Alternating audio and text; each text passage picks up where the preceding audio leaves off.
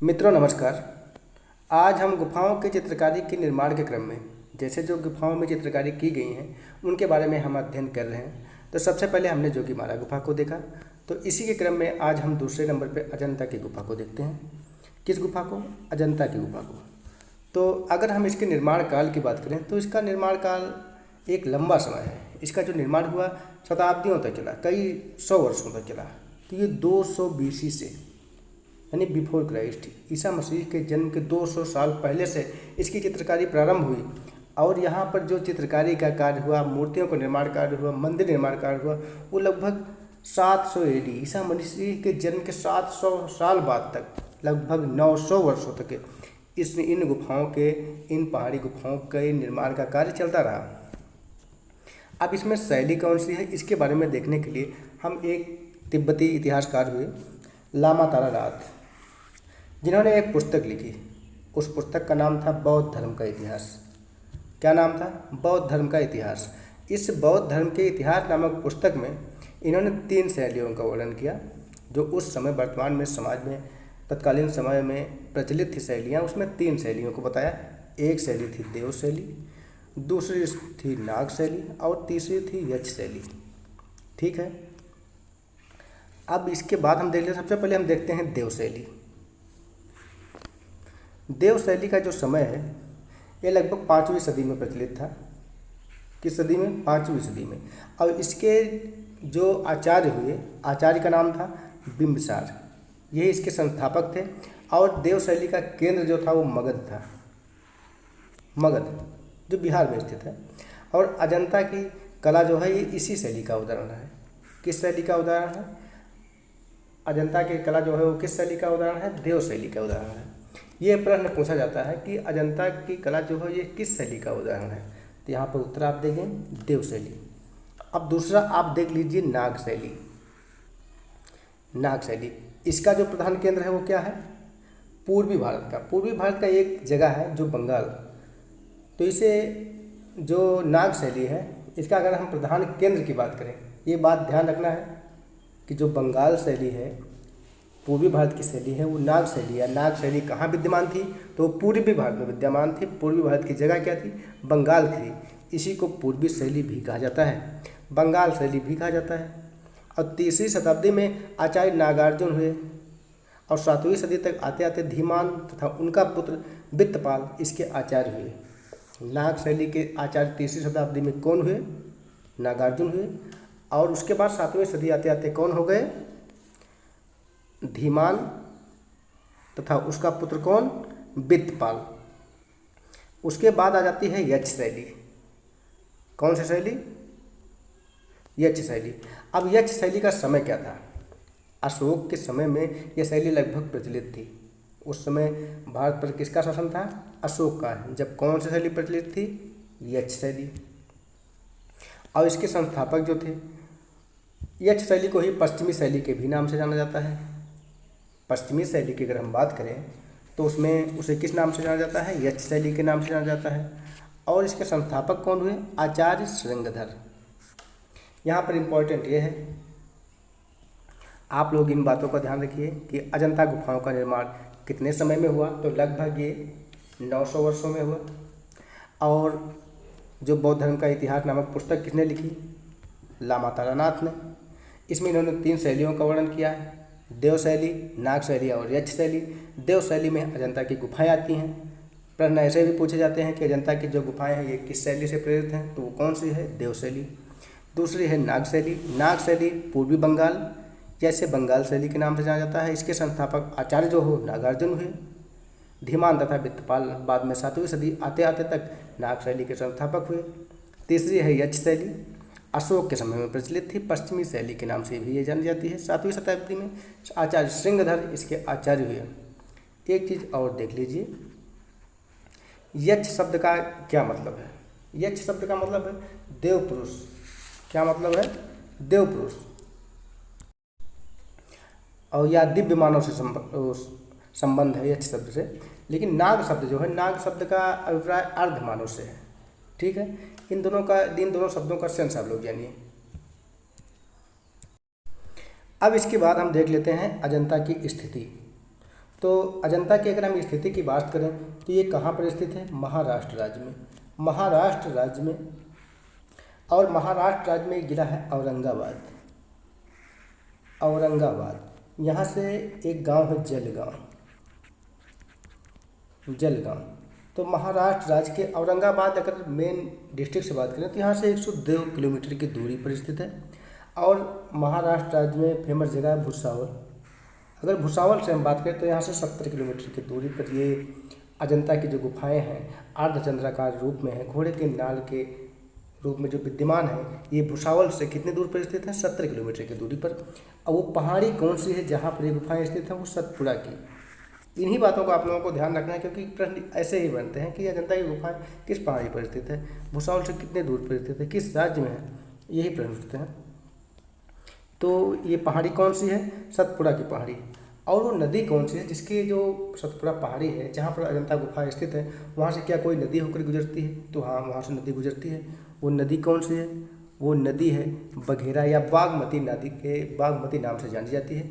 यहाँ पर एक वृक्ष है हर्ष श्रृंगार, जो लगभग काफ़ी मात्रा में यहाँ पर छाया हुआ है।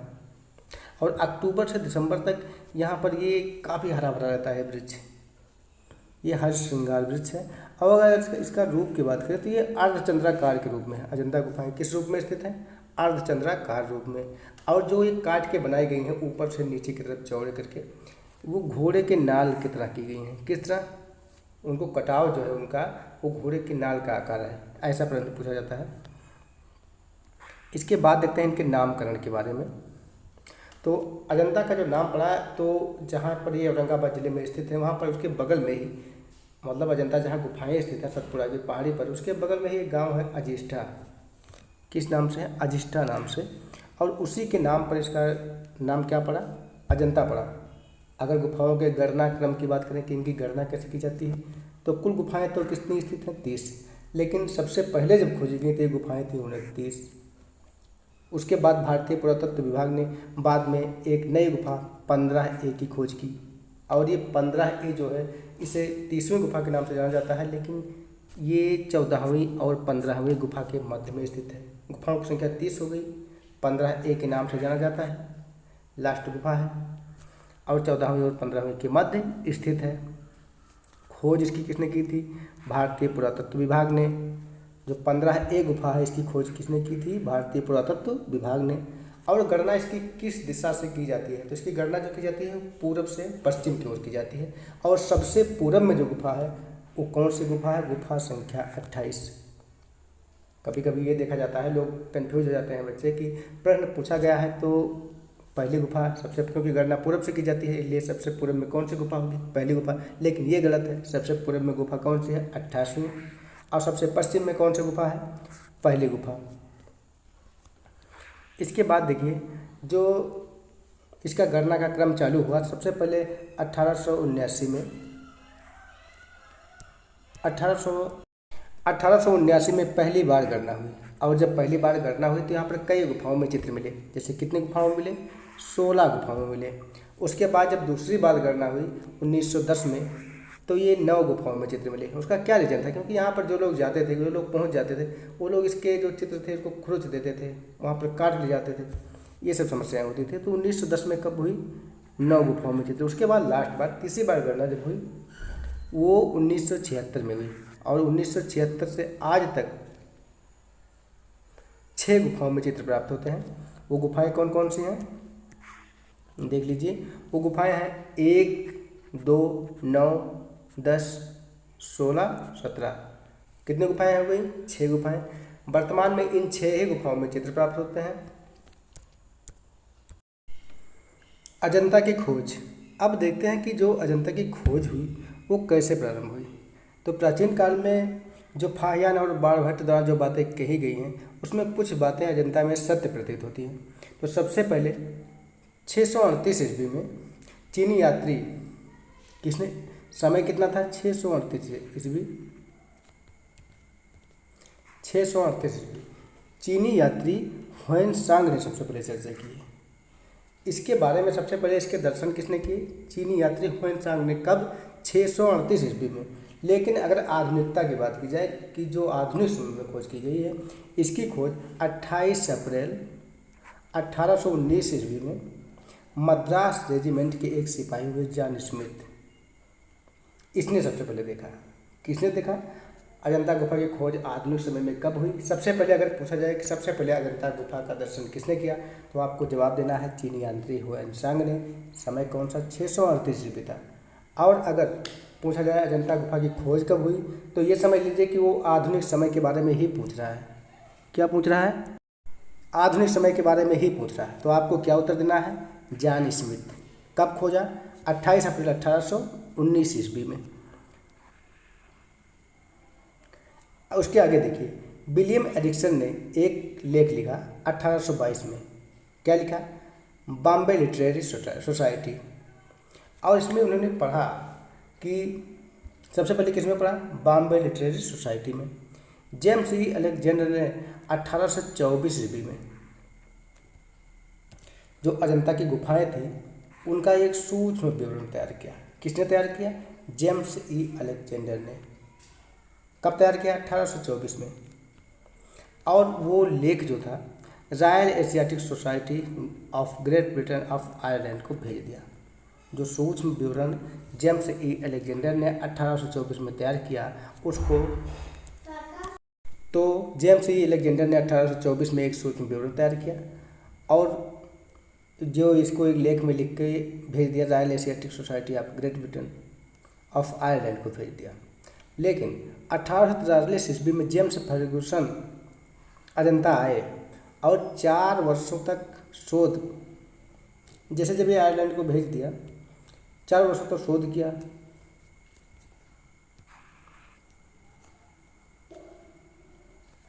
और जो अध्ययन के शोध और अध्ययन से जो उनको निष्कर्ष निकला वो कंपनी को भेज दिया।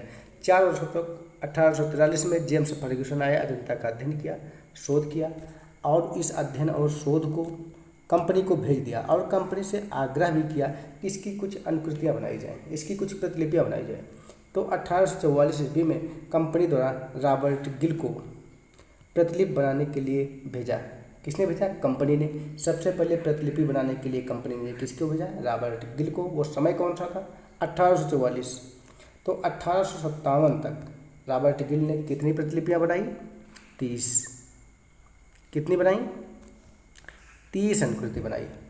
और 1860 में ये जो 30 अनुकृति थी इसे CD होम क्रिस्टल पैलेस में प्रकाशित किया।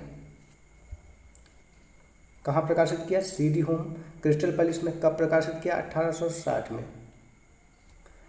लेकिन यहाँ पर देखिए कि इसमें दुर्भाग्यवश आग लग गई। अब क्या रीजन था आग लगती थी? क्या भारत की जो पुरानी विरासत थी इसको लोग देख नहीं सकते थे या क्या रीजन था? पता नहीं। आगे देखिए, दुर्भाग्यवश उसमें आग लग गई और 25 चित्र जलकर नष्ट हो गए। और जो 5 चित्र बचे थे, 30 चित्र बनाए थे। कितने चित्र बनाए थे? 30 चित्र। किसने बनाए थे? रॉबर्ट गिल ने। किसने भेजा था? कंपनी ने। जो 5 चित्र बचे उसको एक लेडी थी मिसेज इम्पिस, इनकी एक बुक थी। क्या थी? एक बुक, एंशिएंट इंडिया। इसी बुक में उन्होंने प्रकाशित किया इन 5 चित्रों को। तथा फर्ग्यूसन और वर्गीस महोदय थे जिन्होंने सबसे पहले मांग की थी, कंपनी का अध्ययन किया था और कंपनी से इसकी प्रतिलिपियाँ बनाने के लिए मांग की थी। उन्होंने फिर मांग किया कि दोबारा प्रतिलिपि बनाने के लिए कंपनी से आग्रह किया। तो कंपनी ने फिर इनके आग्रह को स्वीकार करते हुए बम्बई कला विद्यालय के प्राचार्य थे ग्राफिक्स महोदय। कौन थे? ग्राफिक्स महोदय। इनको 5000 की राशि देते हुए वहाँ के प्रतिलिपि बनाने के लिए अनुमति प्रदान की। कितना राशि दी थी? 5000, जिसमें से 4669 रुपये खर्च हुए। और ग्राफिक्स महोदय के, अब ये देखिए कि इन्होंने कितने चित्र बनाए।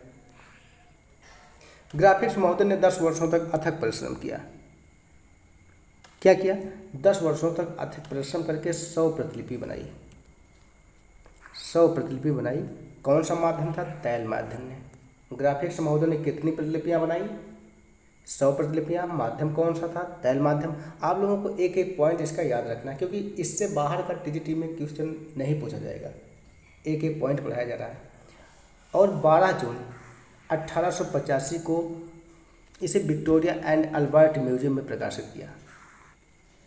ग्राफिक्स महोदय ने कितने चित्र बनाए? 10 वर्षों के अथक परिश्रम से 100 चित्र बनाए। 1885 को विक्टोरिया एंड अल्बर्ट म्यूजियम में प्रदर्शित किया। इसमें भी आग लग गई दुर्भाग्यवश, और 87 चित्र जलकर नष्ट हो गए। कितने चित्र जलकर नष्ट हुए? 87 चित्र जलकर नष्ट हो गए। ग्राफिक्स महोदय को काफ़ी सदमा लगा। उन्हें दुख हुआ कि हमने 10 वर्षों तक अथक परिश्रम करके ये चित्रकारियाँ बनाई थी, लेकिन ये नष्ट हो गई, उनकी पूरी मेहनत नष्ट हो गई। ग्राफिक्स महोदय ने फिर से चित्रकारी करने में लग गए अपने शिष्यों के साथ, और 1896 में इन्होंने 2 जिल्दों में बनाई, ये सोच के कि चलो नष्ट करो, कितनी बार नष्ट करोगे। 2 जिल्दों में प्रतिलिपियाँ बनाई और शीर्षक दिया the rock cut painting of temples of Ajanta caves of Khandesh. क्या दिया? शीर्षक the rock cut painting of temples of Ajanta caves of Ajanta Khandesh. अब और आधुनिकता में आइए। लेडी हरिंघम 1910 में लेडी हरिंघम अजंता की प्रतिलिपि बनाने के लिए भारत आई। कहाँ आई? भारत आई। तो इनके साथ जो भारतीय उस समय के तत्कालीन चित्रकार, अभी आधुनिक के जो चित्रकार हैं, उनमें से फेमस चित्रकार हैं नंदलाल बोस। कौन है? नंदलाल बोस, आशित कुमार हलदार, वेंकटप्पा, कुमार लाचर, फजलुद्दीन, कौन? फजलुद्दीन और सैयद अहमद ने मिलकर इनके साथ प्रतिलिपियाँ तैयार की और 1915 में अजंता फ्रेस्को नाम से प्रकाशित किया। किस नाम से प्रकाशित किया? अजंता फ्रेस्को नाम से। तो 1915 में इन्होंने अजंता फ्रेस्को नाम से प्रकाशित किया। और उसके बाद एक देखते हैं सन कितना था? 1919 में लेडी हरिंघम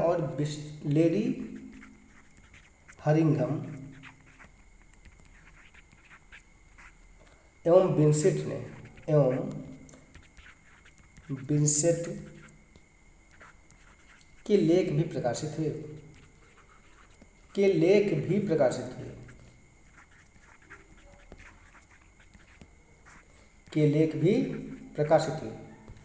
ठीक है। अब देखते हैं अजंता की गुफाओं की सुरक्षा। क्या देखते हैं? अजंता के चित्रों की सुरक्षा। 1903-4 ईस्वी में प्रमुख चित्रों पर जाली लगवाई गई, क्योंकि जो यहाँ पर दार्शनिक जाते थे उनके चित्रों को खुरच देते थे कि ऐसा कैसे लग रहा है, तो इसलिए इन चित्रों पर क्या लगवाई गई? जाली लगवाई गई। 1908 ईस्वी में देख रेख के लिए क्यूरेटर की नियुक्ति की गई। और इसके बाद यहाँ पर हम ये देखते हैं कि लेडी हरिंघम के क्या देखते हैं? लेडी हरिंघम के आग्रह पर इन्होंने आग्रह किया किससे? निजाम हैदराबाद से। समय क्या था? 1914 में। किस कार्य के लिए आग्रह किया? कि पुरातत्व विभाग के लिए आग्रह किया। और इसने 1914 में किसकी? पुरातत्व विभाग की स्थापना की।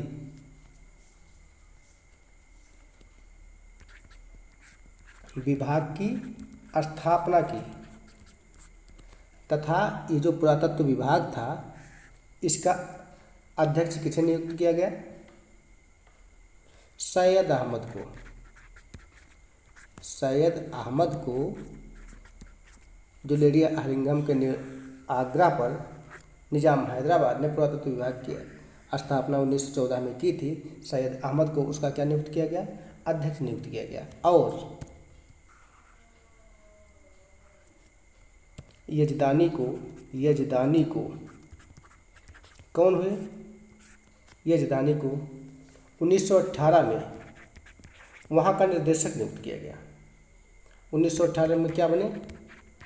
निर्देशक। निजाम हैदराबाद ने 1914 में पुरातत्व विभाग की स्थापना की लेडी हरिंघम के आग्रह पर। सैयद अहमद को वहाँ का अध्यक्ष नियुक्त किया गया और यजदानी को वहाँ का क्या नियुक्त किया, निर्देशक नियुक्त किया। इसी दौरान गुलाम यजदानी रोम स्थित, गुलाम जो यजदानी थे ये रोम स्थित ब्रिटेन के राजदूत रिनल राट ने, रोम स्थित ब्रिटेन के राजदूत रिनल राट, राजदूत का क्या नाम था, रिनल राट से जो अजंता के भित्ति चित्र थे उनके जीर्णोद्धार के लिए इनसे मदद मांगी, उनसे क्या मांगी, सहायता मांगी।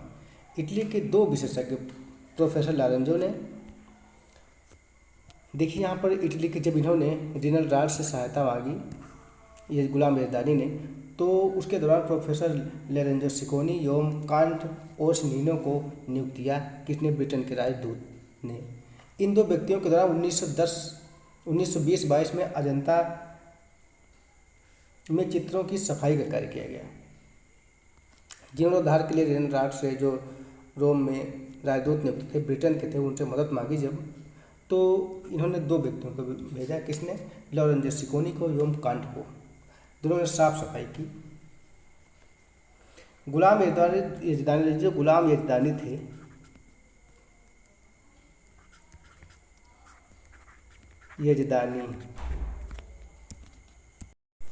गुलाम यजदानी द्वारा जो अजंता गुफाएं थी इसकी रंगीन फोटोग्राफ, क्या, रंगीन फोटोग्राफ, ये प्रश्न पूछा जा सकता है कि रंगीन फोटोग्राफ सर्वप्रथम अजंता की गुफाओं के किसने लिए, 1930 में, 1933, 1946 एवं 1956 में रंगीन चित्र, रंगीन फोटोग्राफ लेकर किसने प्रकाशित किया, गुलाम यजदानी ने।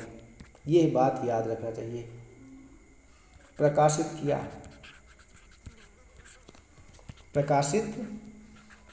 किया। और इसके बाद 1953 में भारत सरकार के पुरातत्व विभाग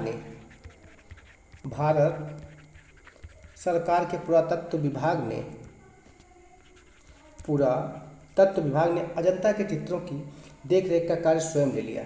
क्या किया, जो अजंता के चित्र थे, अजंता के चित्रों के देख रेख का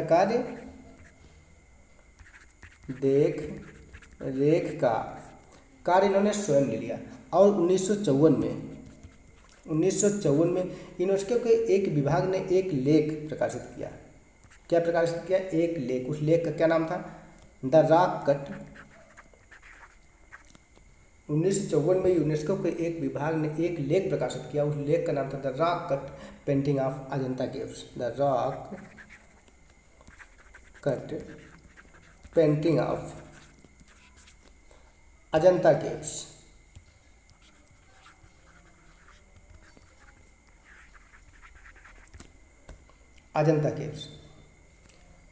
और इसके बाद देखिए, अब तक के हुए खोजों एवं शोधों के आधार पर, जो अब तक खोज एवं शोध हो चुके हैं उसके आधार पर सन 1976 में अजंता पर एक पुस्तक अजंता म्यूरल्स लिखी गई। क्या लिखी गई, अजंता म्यूरल्स। अब तक जितने भी खोज हुई हैं उन सभी खोजों के आधार पर अजंता पर एक पुस्तक 1976 में अजंता म्यूरल्स नाम से प्रकाशित हुई। और पेरिस स्थित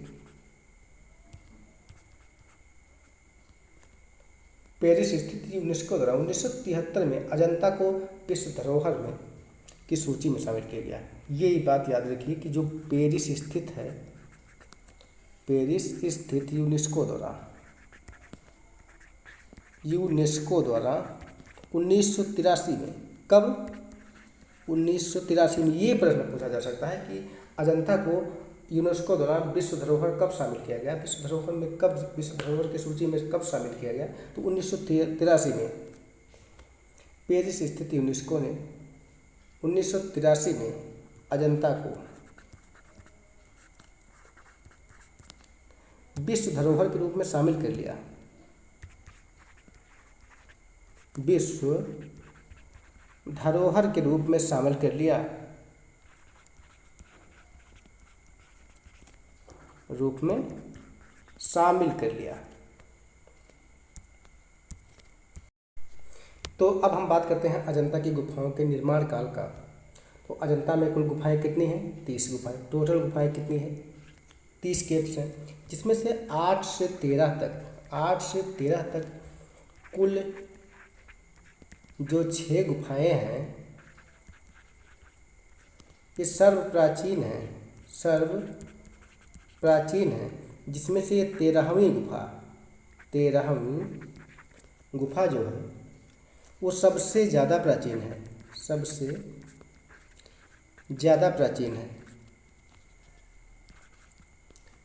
ज़्यादा क्या है? प्राचीन है। इसका रीज़न ये होता है क्योंकि इसमें जो पॉलिश लगी है, जो 13वीं गुफा में जो पॉलिश है, ये मौर्यकालीन है। कैसी पॉलिश लगती है? मौर्यकालीन पॉलिश दिखाई पड़ती है, इसलिए ऐसा माना जाता है ये सबसे ज़्यादा प्राचीन गुफा है। और यहाँ पर जो इन 30 गुफाओं पर ये जो 8 से 13 तक गुफाएं हैं, ये हीनयान संप्रदाय से हैं। 8 से 13 6 गुफाएं हीनयान संप्रदाय से हैं। बाकी 24 गुफाएं किससे संबंध रखती हैं? महायान से संबंध रखती हैं। और इसके बाद एक बात और ध्यान रखते हैं कि 8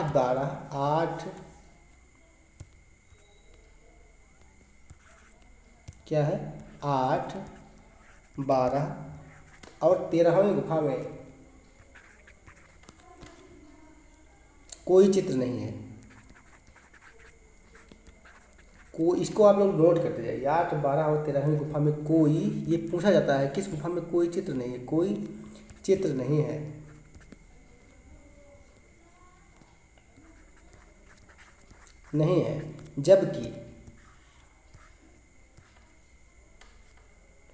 जबकि 8, 9, 11, 16 और 19वीं गुफा में मूर्तियां मिली हैं।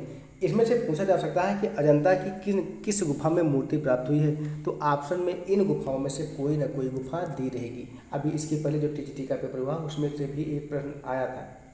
ये बात आप लोगों को ध्यान रखना है कि मूर्तियां अगर अजंता में कहीं प्राप्त हुई तो सिर्फ 8, 9, 11, 16 और 19 में क्या प्राप्त हुई हैं? मूर्तियाँ भी प्राप्त हुई हैं। इसके आगे लिखिए, ये मूर्तियाँ वाला टॉपिक वेरी इंपॉर्टेंट है, इसको याद कर लीजिए कि किन किन गुफाओं में अजंता की मूर्तियाँ प्राप्त हुई हैं। और ये जो अजंता की गुफाएं हैं, इसमें इसका जो स्वरूप है वो 2 टाइप का है। स्वरूप इसका कैसा है? 2 प्रकार का है। एक है चैत्य और एक है विहार। अजंता में किस धर्म से संबंधित है? बौद्ध धर्म से। तो चैत्य जो होता था, यहाँ पर जो बौद्ध भिक्षु थे ना, वो पूजा पाठ करते थे। क्या करते थे? पूजा पाठ। और जो विहार था, यहाँ पर बौद्ध भिक्षु क्या करते थे? निवास करते थे। ठीक है। और इन्हीं विहार को संघाराम भी कहा जाता है। क्या कहा जाता है? संघाराम। विहार गुफाओं को संघाराम भी कहा जाता है। इसके बाद देखिए, चैत्य और विहार आप लोगों ने समझ लिया क्या होता है। चैत्य बौद्ध भिक्षुओं का पूजा स्थल, विहार या संघाराम बौद्ध भिक्षुओं का निवास स्थान। ठीक है। मूर्तियाँ किन किन गुफाओं में मौजूद हैं? 8, 9, 11, 16 और 19 में। कोई भी चित्र किन गुफाओं में नहीं मौजूद है? 8, 12 और 13 में। ठीक है। इसके बाद देखिए, गुफा संख्या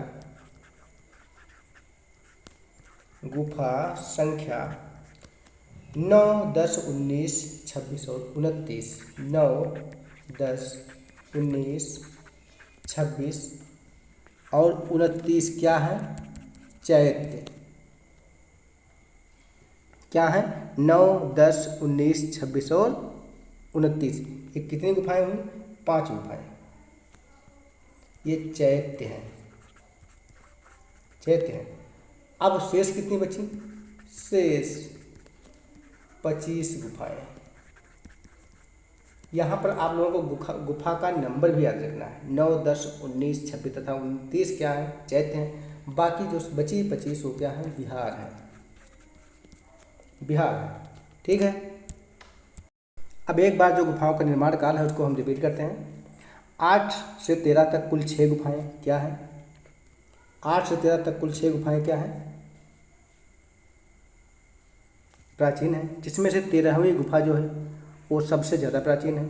8 से 13 तक जो 6 गुफाएं हैं, जो प्राचीन गुफाएं हैं, ये किससे संबंधित हैं? हीनयान से संबंधित हैं। बाकी की जो 24 गुफाएं हैं वो महायान से संबंधित हैं। किससे संबंधित हैं? महायान से। 8, 12 और 13 में की 13वीं गुफा में कोई भी चित्र मौजूद नहीं है। ठीक है। किन गुफाओं में कोई चित्र नहीं मौजूद है? 8, 12 और 13 में।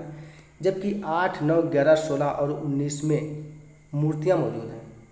मूर्तियाँ वाला आप लोगों को याद रखना है, काफ़ी इंपॉर्टेंट है। 8, 9, 11, 16 और 19 में क्या मौजूद है? मूर्तियाँ। और यहाँ की जो गुफाएं थी वो 2 स्वरूप में मौजूद थी, एक चैत्य और एक विहार। चैत्य जो था बौद्ध भिक्षुओं का पूजा स्थल था। विहार, जिसको संघाराम भी कहा जाता था, ये बौद्ध भिक्षुओं का क्या था? निवास स्थान था। गुफा संख्या 9, 10, 19, 26 तथा 29 क्या है? चैत्य। और शेष जो बची 25 गुफाएं वो क्या है? विहार गुफाओं की। कुल संख्या कितनी है? 30 थी। अब देखिए यहाँ पर गुफाओं के निर्माण काल की अगर बात की जाए तो उसमें 13वीं गुफा सबसे प्राचीन थी। लेकिन अगर इन गुफाओं के चित्रों का निर्माण काल किया, देखिए यहाँ पर हमने सबसे पहले देखा कि गुफाओं का निर्माण काल। अब देखते हैं गुफा चित्रों का निर्माण काल। गुफा चित्रों का निर्माण काल। निर्माण काल। अब अगर गुफा चित्रों के निर्माण काल की बात की जाए तो यहाँ पर जो 9वीं 10वीं गुफा है, 9वीं 10वीं गुफा के चित्र जो थे वो सर्व प्राचीन माने जाते हैं। 9वीं 10वीं गुफा के चित्र सर्व प्राचीन हैं। इसमें से भी 10वीं गुफा के सबसे ज़्यादा प्राचीन,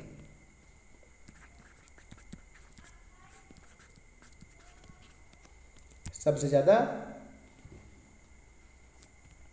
जो 10वीं गुफा है इसके चित्र क्या हैं? सबसे ज़्यादा प्राचीन माने जाते हैं।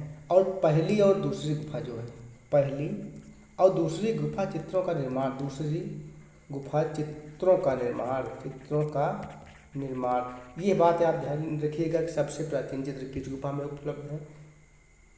10वीं गुफा है। 9वीं गुफा में मूर्तियाँ भी मौजूद हैं, ये हमने आगे आपको बढ़ाया।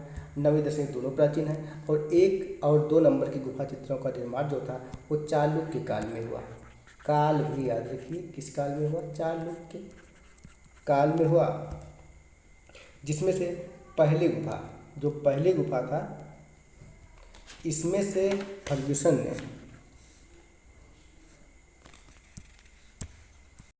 जिसमें से जो पहले गुफा का चित्र है इसको फर्ग्यूसन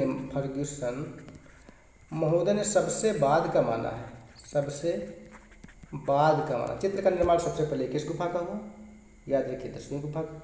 सबसे बाद किसमें हुआ? फर्ग्यूसन महोदय के अनुसार अगर हम बात करें सबसे बाद में हुआ पहली गुफा का। अब वो समय क्या था? 642 ईस्वी या 7वीं सदी का माना जाता है। और 15 से 22 तक की गुफाएं थी, इनके चित्रों का जो निर्माण काल था तक की जो गुफाएं थी, इनके चित्रों का निर्माण काल जो था ये प्राग गुप्त एवं गुप्त काल से किया जाता है, या गुप्त काल मान लो, गुप्त काल से किया जाता है। 15 से 22 तक की गुफाओं का जो निर्माण काल, चित्रों का निर्माण काल गुप्त काल से माना जाता है। सबसे पहले किस गुफा के चित्रों का बना? 10वीं गुफा के। 9वीं 10वीं गुफा के चित्र सबसे प्राचीन माने जाते हैं। सबसे बाद में किस गुफा के चित्र बने? पहली और दूसरी के। उसमें भी पहली गुफा के 642 ईस्वी के या 7वीं सदी के आसपास के चित्र माने जाते हैं, जो चालुक्य काल के बने हुए हैं। और ये जो 9वीं 10वीं गुफा है ना, कौन सी गुफा? 9वीं या 10वीं गुफा, इसके जो चित्र बने ना ये शुंग सातवाहन काल में बने। पहले दूसरी गुफा के चित्र आप लोगों ने देख लिया कि वो चालुक्यों के शासनकाल में बने, लेकिन जो 16वीं 17वीं गुफा थी ये गुप्तों के काल में, किसके काल में? गुप्तों के काल में, या वाकटकों के संरक्षण में बने,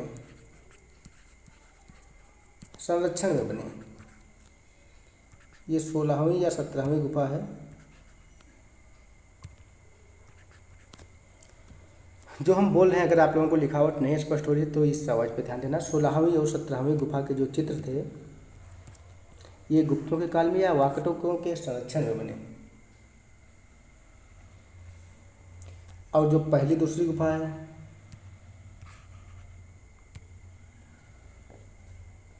ये चालुक्यों के काल में हुआ ही, हमने आपको बताया ही। और अजंता के गुफा के चित्रों में सर्वाधिक योगदान वाकटकों का है। जो गुफा के चित्र बने उसमें सर्वाधिक योगदान किसने दिया? वाकटक ने। अब पल्लवों के शासनकाल में आकर अजंता के चित्रों का निर्माण कार्य बंद हो गया। जो गुफा के चित्र थे ये वाकटकों के शासनकाल में सर्वाधिक बने, और पल्लवों का शासन आते आते गुफा चित्रों का निर्माण बंद हो गया,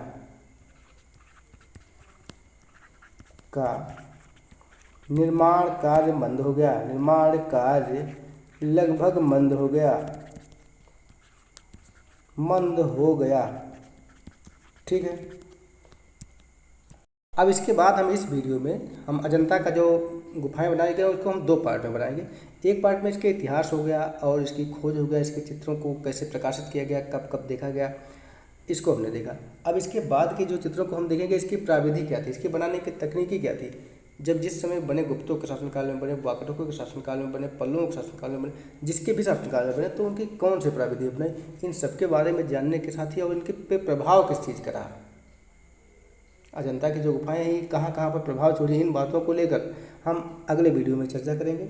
और जो 1, 2, 9, 10 और 16, 17वीं गुफाएं जो हैं जिनमें चित्र प्राप्त हुए हैं वो कौन कौन से चित्र हैं, इनको आसान तरीके से हम अगले वीडियो में व्याख्या करेंगे।